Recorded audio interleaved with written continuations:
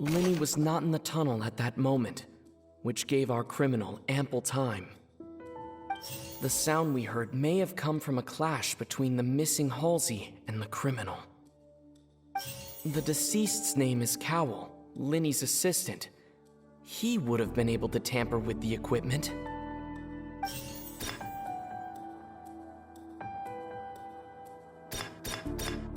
The vase was not broken by chance. It was used to cover important evidence. The water.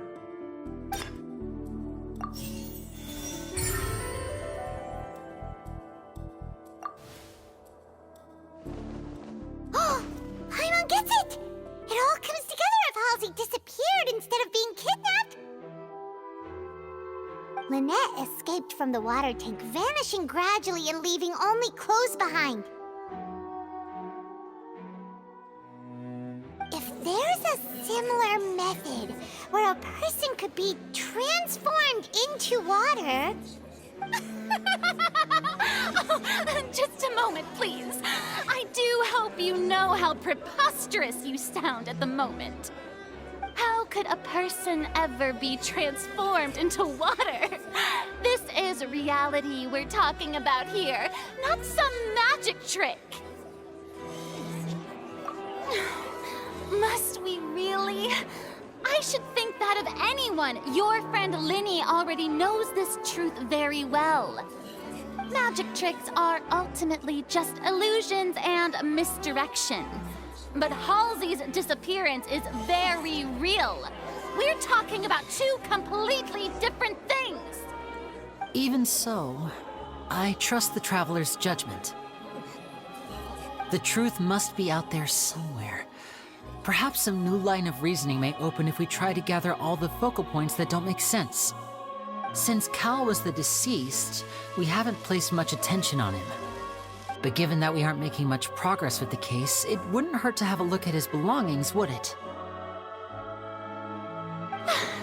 People really do come up with all sorts of harebrained schemes when at the end of their rope. The way I see it, your suggestion that we broaden the scope of our investigation is nothing but a tactic for stalling the trial.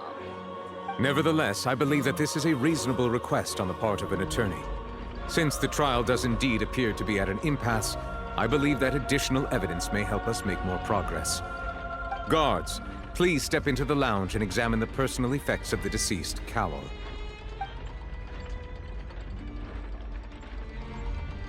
We are still examining the items, but we have already made critical progress that we feel must be shared with everyone post-haste.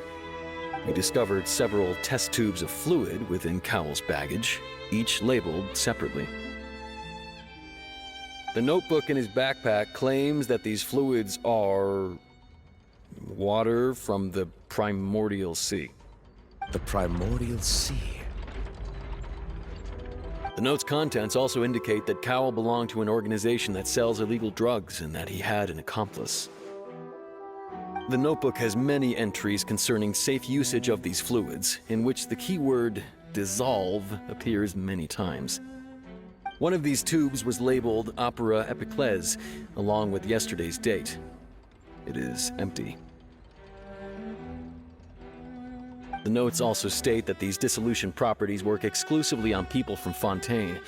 It's likely that Halsey was chosen as some sort of test subject. As such, we believe that the defense's hypothesis is, in fact, supported by sufficient evidence. You've got to be kidding! People dissolving into water? Could something so ridiculous actually be true? Wait a moment. This reminds me of a certain prophecy, but it's just a coincidence, isn't it? Huh. If people can become water, does that mean that the water tank's real use was as a means to hide water stains? And if Cowell was targeting that girl... Wait just a minute. Could that mean... You two, with me, quick! Demoiselle, wait! What about your partners? Let's go. Just trust me. Order! Order! It is undeniable that further examination of the deceased's personal effects has yielded some surprising results. but we cannot yet verify the veracity of these clues. Still, let us assume that these clues are indeed authentic, albeit with the understanding that Ms. Halsey has yet to be found. Guards, please continue examining the items along these lines. Mr. Linney, it appears your hypothesis is supported by the evidence, so please continue speaking. Of course. Thank you, Your Honor. If we uphold this hypothesis, I believe that many of this case's seemingly unrelated clues can be connected together. Right! Like the metal hook! That one didn't make sense at all. Let's think about this. Cowell's methods must have something to do with that water from the primordial sea.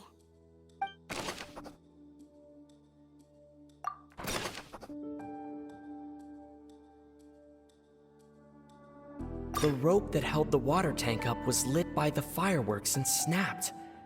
As such, the focus here is on the water and not the tank. Now it seems like the hook rope was not meant for another magic trick, but was instead some form of triggering mechanism.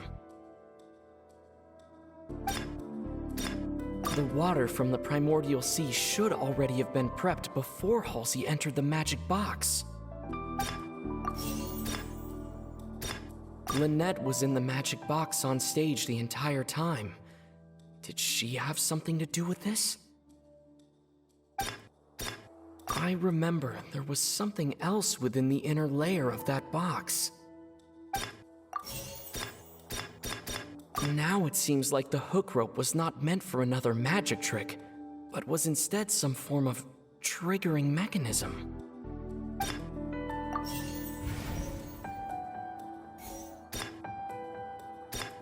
The deceased's name is Cowell. Now it seems like the hook rope. Lynette was in the magic box.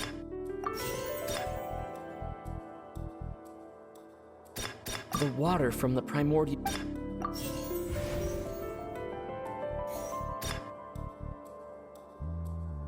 The rope that held the water tank...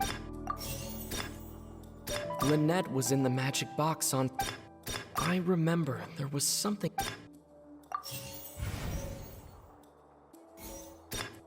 The water from the primordial sea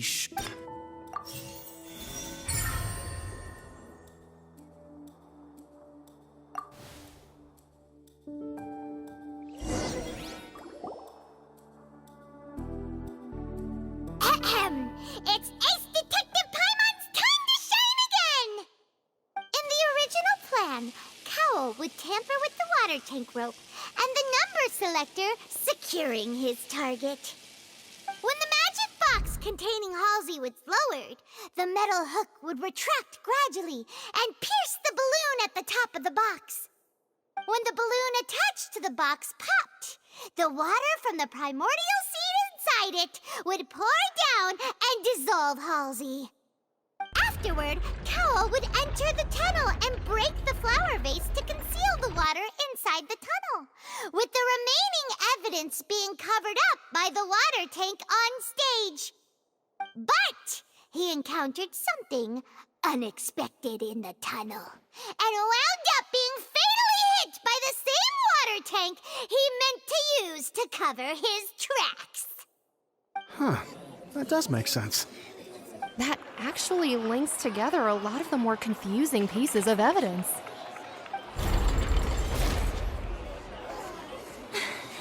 Oh dear, what do I do? Even I think they sound convincing now. Have I falsely accused an innocent person? What a humiliation. Now, it seems like the only point of contention remaining is the exact circumstances that led to Cal's death. His notes mentioned he had an accomplice who could be related to the situation.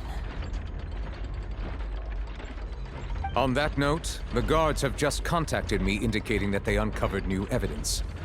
I shall now invite him on stage to share it with us. Thank you, Your Honor. We were just inspecting the luggage of the other people involved in this case. And we found an identical sample of the water from the primordial sea among Linny's personal effects. What? That can't be. Oh, I see. Well, how wonderfully comedic to have your own counterattack only to come back and wound you. Does this not clear all doubt? My dear citizens, my loyal audience, allow me to present my reasoning and bring this performance to a swift close.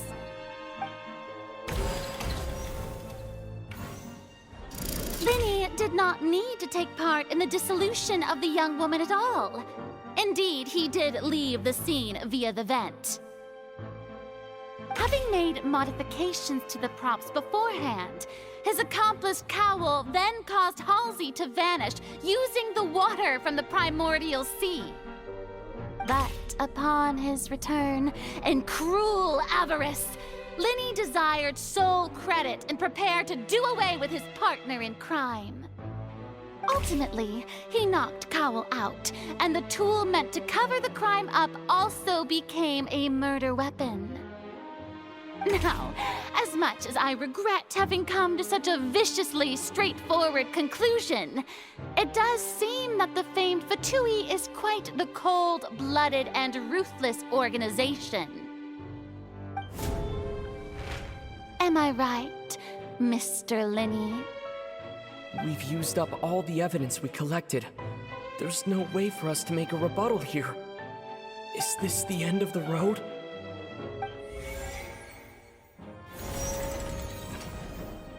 Oh no. Paimon can't think of anything either. It doesn't look like there's any way around this.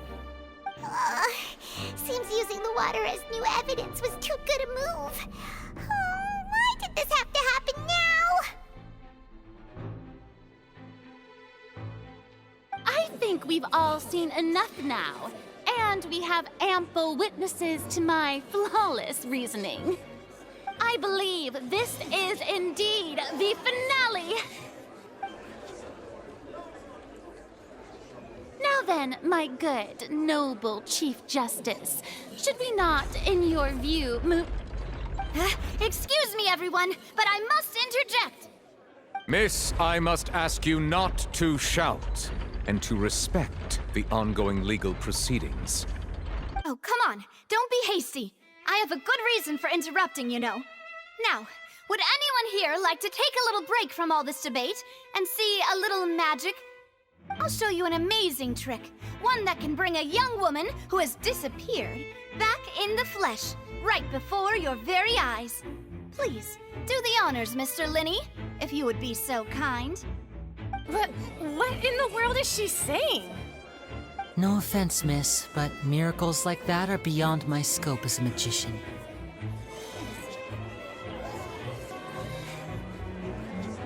Come on now, don't be silly. Magic is all about misdirection, isn't it? It often conceals the truth while presenting a fascinating illusion. But once everyone believes the illusion, can't magic reveal the truth to them once again? And wouldn't such a trick be the most marvelous finale to today's performance? Come on, Lenny and Lynette. Give it another go. Don't worry. Spina di Rasula has made the necessary arrangements on your behalf. But as the magic makers and stars of the show, I think I should leave the final performance to you. I understand.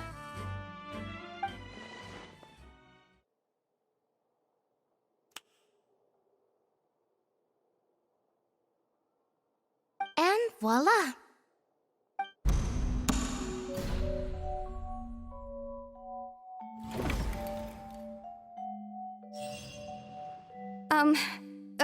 Sorry for the interruption. Wait, isn't that Halsey? So the whole thing about people dissolving wasn't true after all? To be clear, I'm only here because this person told me that if I testified, the merit of doing so would lessen my sentence. I was hiding outside this room listening to the proceedings because I was afraid that I would be the one put on trial. I was just feeling happy that no one had noticed me, And then before I knew it, she caught me. That'll teach you to underestimate us three. Where should I begin? I'm sorry. I'm the one who killed Cowl. I admit it. What? Why?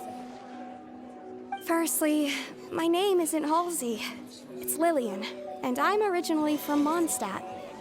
I heard that Linny's show was gonna be a real thriller, but I missed the chance to buy a ticket, so I stole one. That's how I make a living. I steal stuff here and there, and I'd never been caught before. But I was noticed at the harbor a few days ago, and I barely got away. Linny was the one who caught me in the act. Hey, no wonder you look familiar. So you were the thief! Liddy even mentioned that you were pretty skilled. Well, and I thought that would have been the end of it, but then the number selector chose me. He even mentioned the Fortress of Meripede. That's a prison, isn't it? So you can imagine how shocked I was. I thought he was onto me for sure. So I played along with the show while looking for an opening to flee, but then I got water poured on me for no reason, and then someone jumped into the tunnel to nab me. I wasn't going to take that lying down, so I knocked him out and stuffed him into the box. There was nowhere to run from there, though, so I had to change my clothes and hide in a box containing performance costumes. I slipped out after the first guard arrived at the scene and continued hiding inside the opera house. Can a person even hide in there? But I swear I didn't know that the water tank would fall down. Really, I swear it. Had I known that, I wouldn't have put him in the magic box. I may be a thief, but I'm no killer. Well, that makes everything pretty clear now, doesn't it?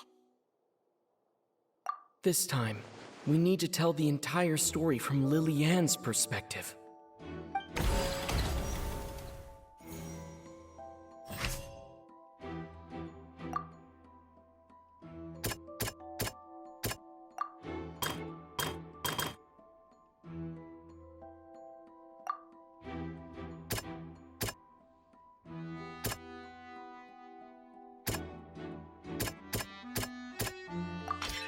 The strange sound wasn't from a fight. It was Lily-Ann's attempt to break out when she was frightened.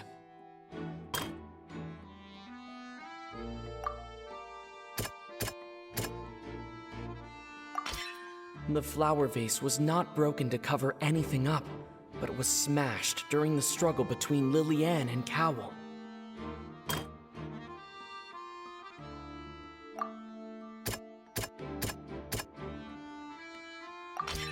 Lily-Ann was afraid that she would be recognized if she left, so she changed clothes and hid, biding her time. Just what one might expect of an experienced thief. And it's Ace Detective Paimon time! Having been selected out of the blue, Lily-Ann panicked. Her panic only intensified after she entered the tunnel and had water poured on her head. So she kicked the door open, producing the thud we all heard. Hearing the commotion, Cowl leapt into the tunnel, only to discover that Lily-Ann had not dissolved. He did not know that Lily-Ann was not from Fontaine, but was a thief who made her way in by stealing a ticket. Mistakenly believing that the water from the primordial sea needed time to take effect, he tried to force Lily-Ann back into the box. The two broke the flower vase during the struggle, but Lily-Ann came out on top, knocking Cowl out and putting him in the box. With no way of escaping, she changed her clothes and hid in the costume trunk until the performance ended.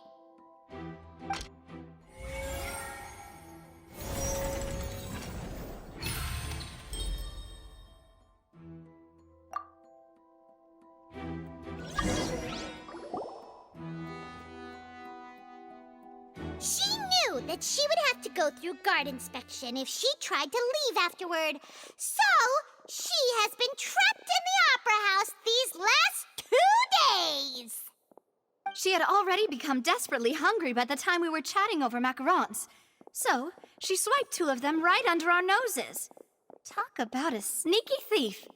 At this point, all the events that happened in the tunnel have now come to light. Ah, so that's the whole story. Bravo! Bravo!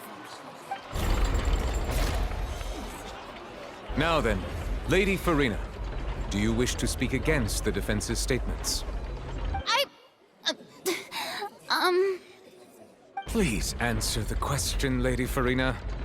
Also, if I may add, the trial has not yet ended. As such, I request that the prosecution not leave the room before the proceedings have concluded. What? Are you reading my mind now? No, I have no further arguments. I admit defeat. But really, could you at least have left me with some dignity? Wow, look at that! She's like a deflated balloon now. If there are no objections, then as the Chief Justice of Fontaine, I shall once again repeat the full sequence of events. The actual perpetrator of the serial disappearances, Cowell, selected his next victim from the audience reservation list. With some modifications to the selector, he could ensure that the pre-selected young woman would be chosen. To cover up any evidence while committing the deed, Cowell thought of allowing the water tank to fall, which would conceal the water left behind after the young woman was dissolved.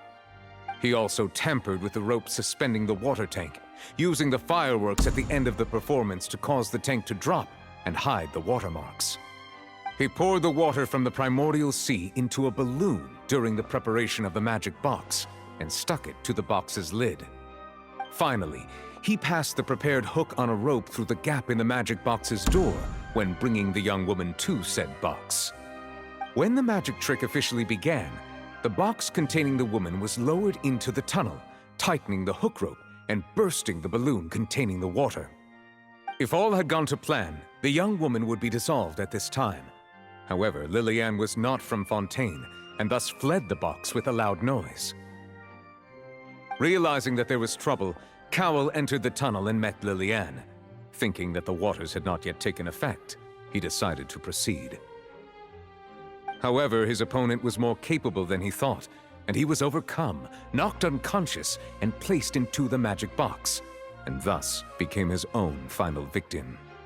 Liliane, according to her own statements, then changed clothes and hid until the performance ended, before hiding in other parts of the opera house. As for Linny, he was in the underground structures within the opera house, and was thus ignorant of these happenings. From this reconstruction of events, we can conclude that Linny, the accused, is in fact innocent. Hooray, Linny and Lynette! Amazing! While there is much in Linny and Liliane's conduct that should still be investigated separately, this case, at least, can be handed over to the Oratrice to make the final decision.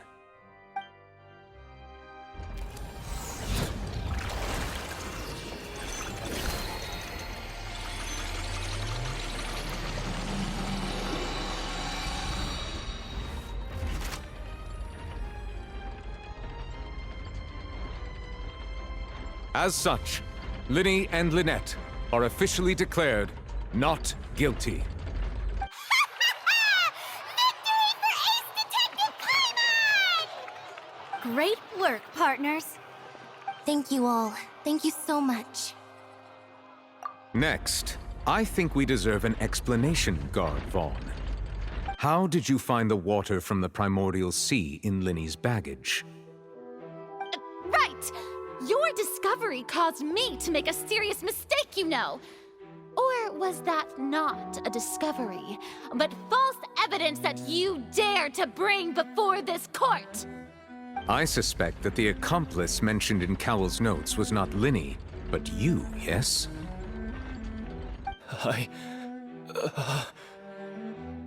I'm sure you know what you must do to lessen your sentence. Speak quickly! Unless you want to earn yourself a one-way ticket to Coupon Town. I was just following orders. We were supposed to place blame for the serial disappearances onto Linny, and thus cause suspicion to fall on the Fatui. The higher-ups said this was the best opportunity to do so. And now that your plan has fallen through, and the secrets of the water have been revealed, you have become a liability to said higher-ups, yes? Therefore, you would be wise to tell everything you know, and seek the protection of the guards. Yes, I'll tell you everything I know. Our boss discovered that the water can cause people to dissolve. It can also be made into a potion, which when extremely diluted, can cause people to experience unforgettable exhilaration. We've been in this business for a while now, and have made decent mora off it. The disappearances were also the boss's idea. I mean, this is the boss we're talking about.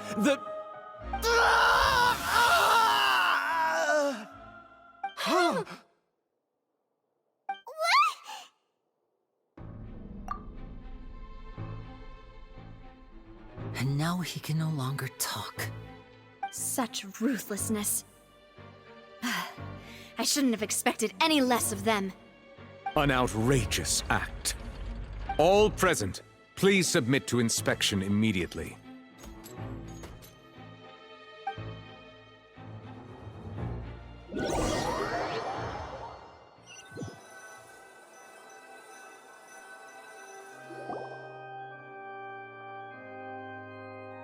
So, we're just going back now?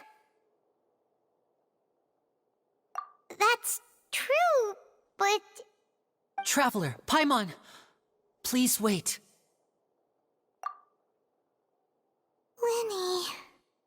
I know you may not want to speak to me right now. Maybe you don't even want to look at me. But still, let me thank you again for defending me to the end, even after you learned that I'm a member of the Fatui. I guess. But regardless, I'd like the opportunity to set things straight. I didn't approach you with any ulterior motives or ill intent. I've spoken to you as myself, just plain Linny this entire time. As for why I'm a Fatus, it's because the goals of the House of the Hearth align with those of an orphan like me. That's all. That was how Father, who you might know as the Knave, approached recruiting us back then too. A knave? The one who controls the House of the Hearth? She's your father? That's right. And since we're here, I was wondering, would you mind hearing a story? It's about my past. Back when our parents first died, Lynette and I were left wandering the streets. To survive, I took to surreptitiously observing an older street performer who did magic. It took me several days to figure out how he pulled off his amazing tricks. I took my sister through several streets until we found a crowded corner, and we began to perform magic tricks there. To my surprise, we proved to be pretty popular, and we could at least stop worrying about where our next meal would come from for a time. But I didn't want my sister to remain a street rat together with me forever. Before long, an aristocrat came to me and claimed that he wished to take us in after watching my performances. So you went from orphans to nobility just like that? That was how we felt at first too. As if fate was on our side and we could say goodbye to those painful days. But I gradually discovered that while we were called foster children, he was really after my talent for magic tricks. He would constantly take me to all sorts of banquets to garner attention, which he would then use to expand his social circles. That doesn't seem too bad either. Better than roaming the streets at any rate. It took a while for me to realize just how dark his heart really was. After one particular performance at a banquet, I discovered that Lynette was not on the same return vehicle as me. I waited a long time after we returned home, but she did not come back. I went to that noble's bedroom and asked him about her whereabouts. The answer he gave me was, she caught the eye of the most eminent person at the banquet, so I sent her over as a gift. I mean, you'll be able to perform your magic regardless of who your assistant is, yes? Oh no. So he was gonna... But what these laws deal with such people? As far as outsiders are concerned, this is a relationship akin to adoption or foster care, and they have their ways of escaping the eye of the law. I managed to ferret out the location of the mansion of that so-called eminent person and hurried through the night. But by the time I leaped over the walls, avoided the guards, and made my way in, all I saw was the moonlit ground covered in blood, and the knave standing there in the darkness. So, she'd already taken care of that guy. That's right. She had rescued my sister before she could come to any harm, and had even discovered several girls hidden in a basement, all of them orphans. Father, I mean, the knave, might have seen something in me, and so she made me an offer. The House of the Hearth welcomes you, for your interests align with ours. Here, none will ever betray you. Indeed, betrayal shall never be permitted here. I was hesitant to trust her. I mean, I had just been betrayed by nobles. But she was also quick to destroy the noble who had taken us in at first, giving us back our freedom. Oh, so that's how the two of you joined the House of the Hearth. She has her own plans. She has gained permission from the Tsaritsa to first use the Gnosis' power once she obtains it. She plans to use it to find a way to break the prophecy and save Fontaine. So, she believes in that prophecy too? That's right. The whole House of the Hearth is currently working to combat that crisis. Today's case has also proven that people from Fontaine can indeed dissolve into some sort of water, thus further supporting the prophecy. All of us house members here, Lady Arlecchino herself included, are from Fontaine. We won't give up on defending our homeland. To us orphans, the only connection we have left to this world, apart from our family, is our homeland. So, from small deeds like distributing magic pockets to huge schemes like stealing a Gnosis, everything is aimed at dealing with that prophecy. It's all right. I understand. The only thing I can do is relate all this to you. I just hope you can understand that even as a member of the House, I have never stopped making my own decisions, and that I believe what I'm doing is right. If you should need anything at all in the future, feel free to find me. I will do my best to help you, as plain Linny.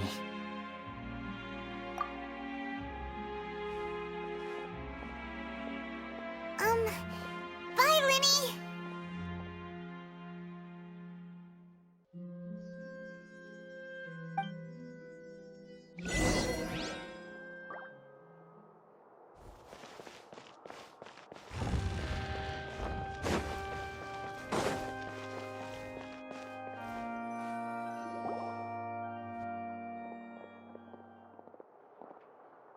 Hey there. What was with the disappearing act you pulled right as the trial ended? Were you looking for us, Navia? Well, this whole thing isn't exactly over, is it? I do feel that we're getting closer to solving the serial disappearances case, though. Don't you think so, too? Huh? What's wrong, my dear partner? Besides, are you sure we're the ones who can crack a case that's been cold for decades now? And given that there's new evidence from the trial, there should be a trail of breadcrumbs for the Hydro Archon's people to follow now, right? Ah. I see. Well, I won't lie. I'm a little shocked to hear that from you. But I suppose you are just travelers who have only arrived in Fontaine after all. Sorry. I might have been too presumptuous. Don't say that, Navia. Ah, and we were having so much fun investigating with you, too. It was like having new waters flowing into a stagnant mire, causing new hope to spring forth, and the reflection in the murk to become clearer. Sorry about that. I'm a bit prone to nostalgia. Don't mind me. Wait, shall we have a farewell meal? You know, to commemorate our time as partners? Huh? Do we really need to get that formal? Well, guess you really did treat us as partners, huh? Well, I'd just like to have a proper ending to every important memory. That way there are no regrets later. Anyway, it would just be a meal, so it shouldn't take up too much of your time. You don't have to twist Paimon's arm. If Boss Navi is treating, count Paimon in! Oh, wonderful. In that case, why don't we return to the Court of Fontaine and head to the Hotel de Boer? I believe we'll make it just in time for dinner. All right then, let's have our farewell meal!